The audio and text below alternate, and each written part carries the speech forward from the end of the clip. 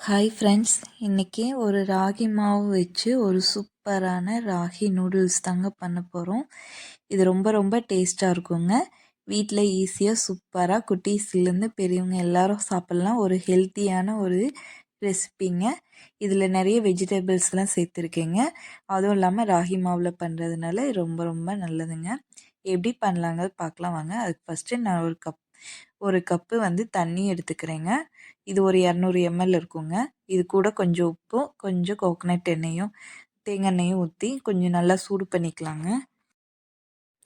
இப்போ தண்ணி வந்து நல்லா சூடாயிருச்சுங்க. நல்லா கொதிச்சே வந்துருச்சு. இப்போ அதுக்கு முன்னாடி நம்ம இதுக்கு தேவையான காய்கறி, வெஜிடபிள்ஸ்லாம் கட் பண்ணி ரெடியாக எடுத்து வச்சுருக்கோங்க. இப்போ நம்ம மாவு ஃபஸ்ட்டு பெனஞ்சிட்டு வந்துக்கலாம். அதுக்கு நான் வந்து 1 கப்பு வந்து ராகி மாவு சேர்த்துருக்கேங்க. இதில் ஒரு 1/4 கப்புங்க. 1 கப் ராகி மாவுனா 1/4 கப்பு வந்து அரிசி மாவு சேர்த்துக்கோங்க. இப்போ இந்த தண்ணி கொதிக்க வச்சுருக்கோம் பாருங்க, அது சூடாக இருக்கையிலேயே இந்த மாவில் போட்டு நல்லா கிண்டிக்கோங்க. இப்போ தண்ணி கொஞ்சம் கொஞ்சமாக ஊற்றி நம்ம கிண்ட போகிறோங்க. இப்போ நீங்கள் உங்களுக்கு தேவையான அளவுக்கு தண்ணி ஊற்றி ஃபஸ்ட்டு கை சுடுங்க. அதனால் நீங்கள் இது மாதிரி ஒரு ஸ்பூனோ கரண்டி எது வேணுமோ அதை வச்சு நல்லா கிளறி விட்டுக்கோங்க.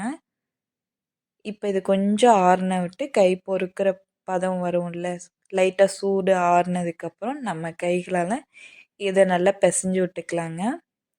உங்களுக்கு வந்து தண்ணி தேவைப்பட்டால் சேர்த்துக்கோங்க, இல்லை அப்படின்னா விட்டுருங்க. இப்போ இது கூட வந்து நல்லா ஒட்டாமல் உதிரி உதிரியாக நம்ம இந்த நூடுல்ஸ் பண்ணுறதுக்கு வந்து கொஞ்சம் தேங்காய் எண்ணெய் ஊற்றிருக்கேங்க. இப்போ இது வந்து தேங்காய் எண்ணெய் நல்லாயிருக்குங்க, ஃப்ளேவராக இருக்கும். இப்போது இந்த மாவை வந்து நல்லா இந்த மாதிரி பிசைஞ்சு எடுத்துக்கோங்க. நான் வந்து சப்பாத்தி மாவு பதத்துக்கு இந்த மாதிரி பிசைஞ்சு எடுத்துக்கிறேன். நீங்கள் இப்படி அமுத்துனீங்கன்னா வந்து உங்களுக்கு கையில் ஒட்டக்கூடாது, அந்த மாதிரி இருக்கணும். மாவு சாஃப்டாகவும் இருக்கணும், சேம் டைம் கையில் ஒட்டக்கூடாது. அப்படி பிசைஞ்சுக்கோங்க. அப்படி ஒட்டுற மாதிரி இருந்தால் கொஞ்சம் எண்ணெய் விட்டுக்கோங்க, கரெக்டாக இருக்கும். இப்போ இதுக்கு நான் வந்து புளியறதுக்கு கொஞ்சம் நெய் தடவிக்கிறேங்க. நெய்யோ நீங்கள் உங்கள்கிட்ட எண்ணெய் எது வேணுமோ அப்ளை பண்ணிக்கோங்க. லைட்டாக இதை சுற்றி அப்ளை பண்ணிக்கிறேன். நமக்கு வந்து இது ஒட்டாமல் கிடைக்கும். இப்போ இதெல்லாம் க்ளோஸ் பண்ணிவிட்டு நம்ம மாவு வந்து இதில் வச்சிடலாங்க. இப்போ மாவு வந்து ஒரு கைப்பிடி எடுத்துட்டு நம்ம இதில் நம்ம இடியாப்பம் அச்சு இருக்குது இல்லைங்களா, அதில் சேர்த்துக்கலாம். சாரிங்க, இடியாப்பம் இல்லை, நம்ம கொஞ்சம் இடியாப்பத்துக்கு இந்த பெருசாக வரும்.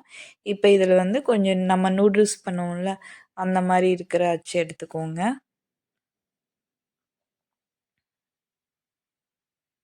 இப்போ இந்த மாவு எல்லாத்தையும் போட்டு நம்ம வந்து க்ளோஸ் பண்ணிக்கலாங்க.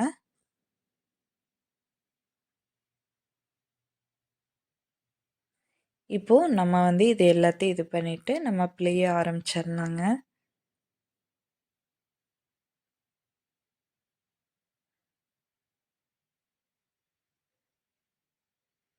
இப்போ இதை நல்லா க்ளோஸ் பண்ணியாச்சு. நம்ம அச்சு வந்து இந்த மாதிரி கொஞ்சம் பெரியதாக எடுத்துக்கோங்க. நம்ம இடியாப்பம் பண்ணுறது இருக்கிறதுலே சின்ன சைஸ் எடுத்துக்குவோம். அதை விட கொஞ்சம் பெருசாக நம்ம இந்த மாதிரி நூடுல்ஸ் பண்ணுற மாதிரி ஒரு இது பண்ணிக்கலாங்க. இதை இப்படியே நல்லா சுற்றி விட்டுக்கலாங்க. இங்கே பாருங்கள், அழகாக விழுகுது. இதை அப்படியே நம்ம உடைக்கக்கூடாதுங்க. நம்ம அப்படியே வேக வச்சு எடுக்க போகிறோம். இதை நல்லா திருகி இந்த மாதிரி பண்ணிக்கோங்க. இது பிழியறது ரொம்ப ரொம்ப ஈஸி தாங்க. ரொம்ப ஹார்டாலாம் இருக்காது. நம்ம ஒருத்தரே பண்ணிடலாம். அந்தளவுக்கு வந்து நமக்கு வந்து நல்லாயிருக்கும். இப்போ பாருங்கள், நல்லா பிழிஞ்சு வந்துட்டுருக்குது.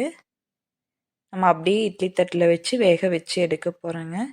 இது ஒரு 5 நிமிஷம் வெந்து வந்தாலே போதுங்க, நமக்கு கரெக்டாக இருக்கும்.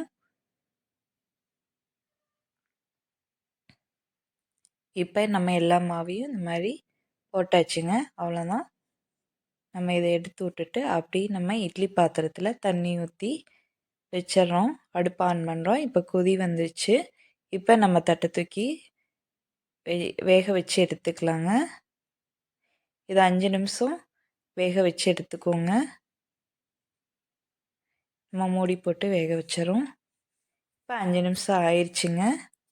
இப்போ இது நல்லா வெந்து வந்துருச்சு. நம்ம கைகளால் தொட்டு அடுப்பை ஆஃப் பண்ணிக்கோங்க. கைகளால் தொட்டு பார்த்தோம்னா இங்கே பாருங்கள் ஒட்டாதுங்க. நல்லா வெந்து வந்திருக்கு. இப்படி இது பண்ணோம்னா பாலே தெரியும்.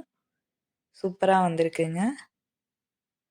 அவ்வளோதாங்க நல்லா வெந்துருச்சு. இது சூடாக இருக்கும்போதே நம்ம இன்னொரு பாத்திரத்துக்கு மாற்றிக்கலாம்.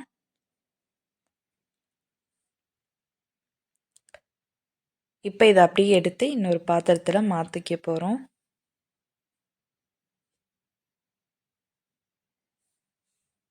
இப்போ நான் தட்டில் வந்து இது தனியாக கொட்டிடுறேங்க. உங்களுக்கு பார்த்தாலே தெரியும். தண்ணி எதுவும் தெளிச்சிடாதீங்க. நீங்கள் அப்படியே சூடாக இருக்கும்போதே கொட்டிடுங்க. அப்போ தான் நமக்கு வந்து துணியில் ஒட்டாமல் கிடைக்கும். இங்கே பாருங்கள், நம்ம நூடுல்ஸ் வந்து நம்ம கடைகளில் வாங்கி ரெடிமேடாக தண்ணியில் வேக போட்டு இது பண்ணுவோம். நம்ம உடனுக்குடனே மாவு வச்சு பண்ணுறோம் பாருங்கள், சூப்பராக வந்திருக்குது. நான் உங்களுக்கு கைகளால் எடுத்து காட்டுறேன் பாருங்கள். ஒன்று கூட கொஞ்சம் கூட ஒட்டல, நல்லா வெந்தும் வந்திருக்கு. இதுதான் கரெக்டான இதுங்க. இது அப்படியே இருக்கட்டும். நம்ம இதை எப்படி நம்ம நூடுல்ஸ் கிளற போகிறோங்கிறத பார்த்துக்கோங்க. இதுக்கு நான் 2 ஸ்பூன் வந்து எண்ணெய் விட்டுக்கிறேங்க. இப்போ எண்ணெய் நல்லா சூடானோடனே நல்லா சாப் பண்ணி வச்சுருக்கிற இஞ்சி, பூண்டு, இது கூட பச்சை மிளகாய், இது எல்லாத்தையும் நம்ம எண்ணெயில் வதக்கிடலாங்க.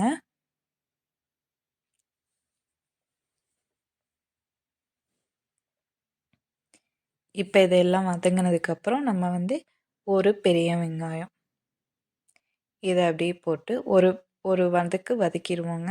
அப்புறம் காய்கள்லாம் சேர்த்துக்கலாம். இது வதங்கினோடனே இது ஒரு நிமிஷம் வதங்கினா போதுங்க. ரொம்ப வதங்கணும்னுலாம் இல்லை.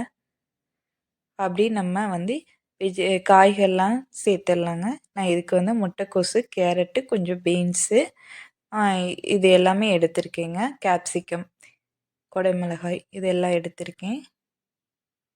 இந்த மாதிரி நீள நீளமாக கட் பண்ணி சேர்த்துக்கோங்க. நான் பார்க்குறக்கு அழகாக இருக்கும்.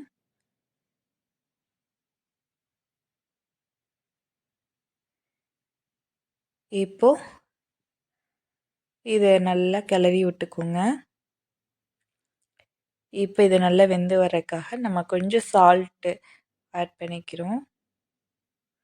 உப்பு சேர்த்து நல்லா நம்ம கிண்டி விட்டுக்கலாங்க. ஏன்னா உப்பு பிடிச்சி இது கொஞ்சம் காயெல்லாம் வெந்து வரும்.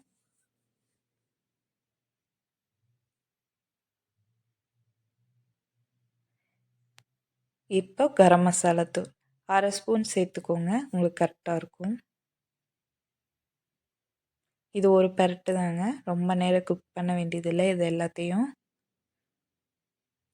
அவ்வளோதான். இப்போ இதுக்கப்புறம் வந்து நம்ம வந்து இது டொமேட்டோ சாஸ் சேர்த்துக்கலாங்க.